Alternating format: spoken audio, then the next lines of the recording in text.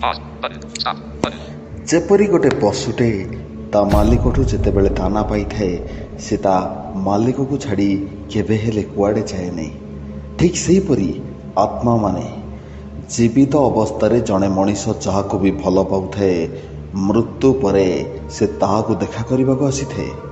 ହଁ, କହିବାର କଥା ଏଇଆ ଯେ ଏବେ ବି ସୁଦ୍ଧା ଯେତେବେଳେ ମୁଁ ଆଙ୍କରିଂ କରୁଛି ଭୂତ କାହାଣୀ ଆପଣମାନଙ୍କୁ ଶୁଣିବା ପାଇଁ ଓଡ଼ିଆ ଗଳ୍ପ ୟୁଟ୍ୟୁବ୍ ଚ୍ୟାନେଲରେ, ସେତେବେଳେ ମୋତେ ଲାଗେ ଯେପରି ମୋ ଚାରିପଟ କେହି ନା କେହି ଜଣେ ଘେରି କରି ରହୁଛି।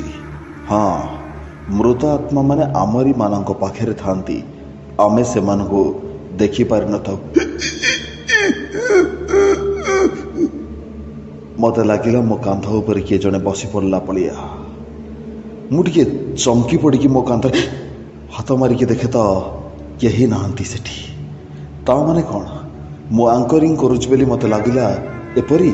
ନା ସତରେ ମୋ ପାଖରେ କିଏ ଜଣେ ଅଛି ଯାହାକୁ ମୁଁ ଦେଖି ବି ପାରୁନି? ଆରେ ଗେଟ୍ ବାଡ଼େଇବା ଦରକାର ନାହିଁ, ଖୋଲା ଅଛି, ପଳେଇ ଆସ, ମୁଁ ଏପରି କହିଲି। ଗେଟ୍ ଆଉ ଯାଇଥିଲା। ତତ୍କ୍ଷଣାତ୍ ସେ ଗେଟ୍ ଖୋଲି ଭିତରକୁ ପଳେଇ ଆସିଥିଲା। ନାମ ବିଜୟ। ବିଜୟ ମୋ ପିଲାଦିନର ସାଙ୍ଗ। ତାପରେ ସେ ଯେତେବେଳେ ଭିତରକୁ ଆସିଲା ମୁଁ କହିଲି, ଆରେ ଏତେ ବାଟରୁ ଥକିକି ଆସିଛୁ, ପାଣି ଗ୍ଲାସ୍ଟେ ନେବୁ? ନ, ମୁଁ ଆଉ ପାଣି ପିଇପାରିବିନି। ଏପରି କ'ଣ କହିଲା ବିଜୟ? ମୋ ମୁଣ୍ଡଟା ପୁରାପୁରି ଗୋଳମାଳ ହେଇଗଲା। ପାଣି ଆଉ ପିଇପାରିବି ନାହିଁ, ଏ ଟାଇପ୍ର ଉତ୍ତର କ'ଣ ବିଜୟ ଦେଲା? ମୁଁ ପଚାରିଲି, ଆବେ ପାଣି ପିଇପାରିବୁନି କ'ଣ କହୁଛୁ? ସିଏ ମୋତେ ବାଁରେଇବା ପାଇଁ କହିଲା, ଆଉ ମଉସା ମାଉସୀ? ଆରେ ବାପା ବୋଉ ଗୋଟେ ବାହାଘରକୁ ଯାଇଛନ୍ତି, ମୁଁ ଘରେ ଏକା ଅଛି, ତୁ ବ, ଆଉ ତୋ ଖବର କ'ଣ? ହଁ ସେମିତି ଗୋଟେ ପ୍ରକାର। ଆରେ ଗୋଟେ ପ୍ରକାର କ'ଣ କହୁଛୁ, ଭଲ ନା ନାହିଁ କହ? ହଁ ସେମିତି ତ ଚାଲିଛି ଆଉ।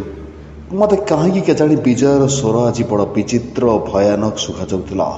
ମୋତେ ଲାଗୁଥିଲା ଯେପରି ଇଏ ବିଜୟ ନୁହେଁ, ତା ଭିତରେ କେଉଁ ଏକ ଅଦ୍ଭୁତ ଶକ୍ତି ପଶିଯାଇଛି। ଆରେ ତୁ ଏଠି ବସ୍ତା, ମୁଁ ଟିକେ ଆସେ। ତାପରେ ମୁଁ ଟିକେ ଟିକେ ଚାଲିବାକୁ ଲାଗିଲି ପଛକୁ। ଏହି ସମୟରେ ମୋ ଫୋନ୍ଟି ବାଜିଥିଲା।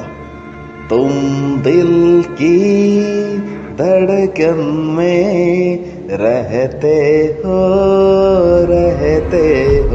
ହଁ ବା, କୁହ କ'ଣ ହେଲା? ଆରେ ଗୋଟେ ଖବର ପାଇଲୁଣି?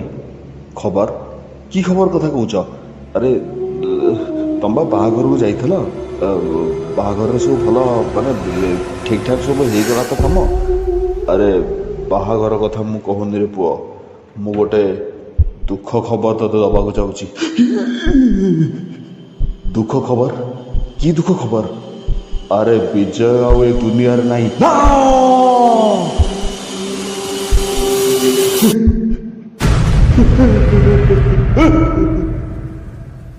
ମୁଁ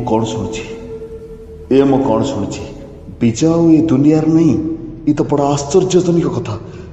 ଯଦି ବିଜୟ ଏ ଦୁନିଆରେ ନାହିଁ, ତେବେ ଏବେ ମୋ ପାଖରେ ବସିଥିବା ସେ ବ୍ୟକ୍ତି କିଏ? ମୁଁ ପଛକୁ ଚାହିଁ ଦେଇ ଦେଖିଲି ତ ବିଜୟ ସେଠି ନଥିଲା, ଚୌକି ଶୂନ୍ୟ ଥିଲା। ମୁଁ ପଚାରିଲି, ବିଜୟର ଡେଥ୍ କିପରି ହେଇଗଲା? ତମେ ସବୁ କଥା ମୋତେ କ'ଣ କହୁଛ? ଆରେ ନାଇଁ ରେ ପୁଅ, ସତ। ବିଜୟକୁ ଗ୍ରୀଷ୍ମ ତଳେ ଗୋଟେ ଟ୍ରକ୍ ବାଡ଼େଇ ଦେଇଗଲା। ଆମ୍ବା ମଶାଣିକି ତା ଶବ ନେଇକି ଯାଉଛୁ। ମୋ ଦେହ ମୁଣ୍ଡ ସେତେବେଳକୁ ପୁରାପୁରି ଶୀତେଇ ଉଠିଲାଣି। ମୋର ସାରା ଶରୀର ଶିହରି ଉଠିଲା। ବିଜୟ ଯଦି ମରିଯାଇଛି, ତେବେ ଏବେ କ'ଣ ତା ଆତ୍ମା ମୋ ପାଖକୁ ଆସିଥିଲା? ତେବେ କାହିଁକି ତା ଆତ୍ମା ମୋ ପାଖକୁ ଆସିଥିଲା? ଶୁଣାଯାଏ ଯେ ଜଣେ ମୃତ ବ୍ୟକ୍ତି କିଛି ନା କିଛି କହିବା ଉଦ୍ଦେଶ୍ୟରେ ଆମ ପାଖକୁ ଆସିଥାଏ। ବିଜୟ ମୋତେ କ'ଣ କହିବାକୁ ଚାହୁଁଛି? ଏହା ଭାବି ମୁଁ ସେ ଘରେ ଚାଲିବାକୁ ଲାଗିଲି। ମୋତେ ଲାଗିଲା ଯେପରି ମୋ ଗୋଡ଼କୁ କିଏ ମାଡ଼ି ବସିଲା। ତଳକୁ ମୁଁ ମୁହଁ ପୋତି ଦେଖେ ତ ତଳେ ବସିଥିଲା ବିଜୟ। ମୁଣ୍ଡ ଫାଟି ଦୁଇ ଫାଳ ହୋଇଯାଇଥିଲା। ମୁହଁରୁ ମାଂସ ପିଣ୍ଡୁଳା ଗୁଡ଼ିକ ଖସିବାକୁ ଲାଗିଥିଲା। ମୋ ଦେହରୁ ସେତେବେଳକୁ ଟୋପା ଟୋପା ହେଇ ଝାଳ ବହି ଚାଲିଥାଏ। ମୋ ମୁଣ୍ଡ କିଛି କାମ କରୁନଥିଲା। ଯାହା ଦେଖୁଛି ସତରେ ମୁଁ ଦେଖୁଛି ନା ଇଏ ଏକ ଦୁଃସ୍ୱପ୍ନ। ଅଳ୍ପ ସମୟ ପରେ ନିଦ୍ରା ଭାଙ୍ଗିଯିବ। ନା, ମୁଁ ଯାହା ଦେଖୁଥିଲି ତାହା ସମ୍ପୂର୍ଣ୍ଣ ସତ୍ୟ ଥିଲା। ମୁଁ ତାପରେ ଏଣେତେଣେ ଦୌଡ଼ିବାକୁ ଲାଗିଲି। ଆଗରେ ବି ବସିଥିଲା ବିଜୟ।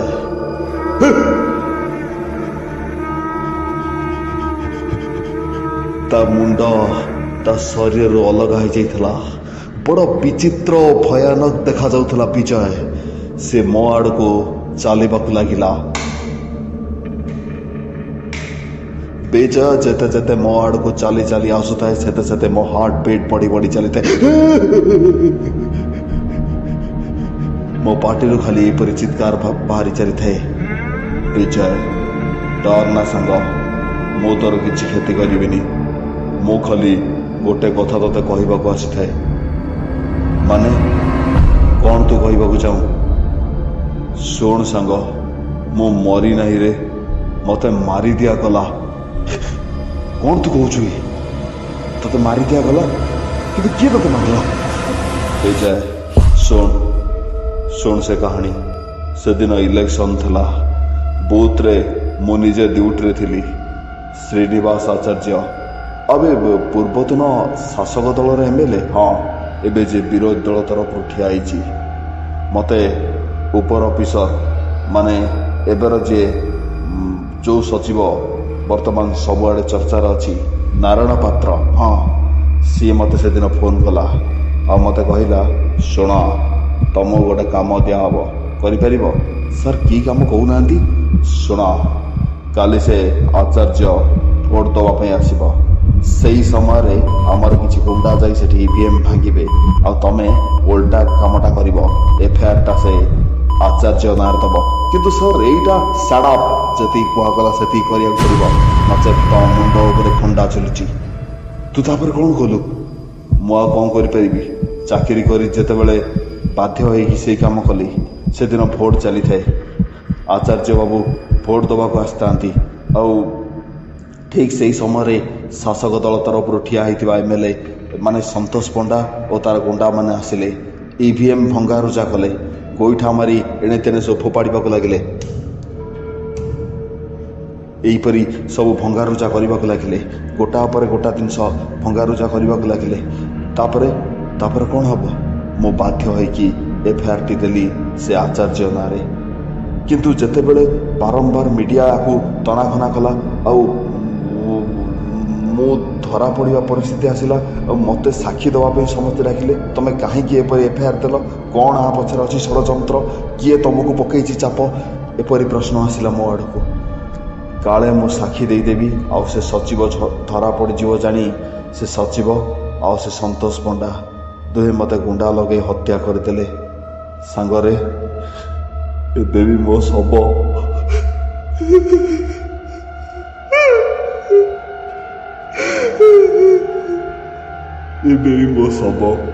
ମଶାଣରେ ଅଧା ଜଳିଛି ରେ ସାଙ୍ଗ। ତୁ ଏତିକି କାମ କର, ମୋ ପାଇଁ ଏତିକି ନ୍ୟାୟ ଟିକେ କରିଦେ ରେ। ମୁଁ ତୋତେ ଯାହା କହିଲି ତୁ ସମସ୍ତଙ୍କ ଆଗରେ ତା ଡିକ୍ଲାର କରିଦେ। କିନ୍ତୁ ମୁଁ ଡିକ୍ଲାର କରିବି ଏଇଟା? ଏବେ ତୋ ପାଖରେ ଗୋଟେ ଚିଠିଟିଏ ପଡ଼ିବ, ସେଥିରେ ସବୁ ଲେଖା ଅଛି। ସେଟା ହେଉଛି ମୋ ଅକ୍ଷର। ସତକୁ ସତ ଚିଠିଟିଏ ପଡ଼ିଥିଲା ମୋ ପାଦ ପାଖରେ। ମୁଁ ତତ୍କ୍ଷଣାତ୍ ଚିଠିଟି ଉଠେଇଦେଲି। ଯାହା ସିଏ ମୋତେ କହିଥିଲା ସବୁ ଲେଖା ଥିଲା। ହଁ, ଆଉ ଗୋଟେ ଭଲ କାମ ବି ମୁଁ କରିଥିଲି। ସେସବୁ ମୋବାଇଲରେ ମୁଁ ରେକର୍ଡ଼ିଂ କରିଦେଇଥିଲି। ପୋଲିସ ଆଗରେ ଆଉ ଜାଗ୍ରତ ଟିଭିରେ ମୁଁ ଏସବୁ ପ୍ରସାରଣ କରିବାକୁ ଦେଇଥିଲି। ତାପରେ ସଚିବ ସହିତ ଗିରଫ କରାଯାଇଥିଲା MLAକୁ। କୁହାଯାଏ ଯେ ମୃତ ଆତ୍ମାମାନେ ନ୍ୟାୟ ପାଇବା ପାଇଁ ଆମଭଳି ଜୀବିତ ଶରୀରମାନଙ୍କର ଆଶ୍ରୟ ନେଇଥାନ୍ତି। ହଁ, ସବୁ ମୃତ ଆତ୍ମା ଆମର କେବେ କ୍ଷତି କରିବେ ନାହିଁ। କିଛି ମୃତ ଆତ୍ମା ଅଛନ୍ତି ଆମର କ୍ଷତି କରନ୍ତି। ଆପଣମାନେ ଯେତେବେଳେ ଏକା ରହୁଛନ୍ତି, ଯଦି ଆପଣଙ୍କ ପାଖକୁ କିଏ ଆସୁଛି ଟିକେ ସଚେତନ ଥିବେ, ନଚେତ ଆପଣଙ୍କ ପାଖକୁ ବି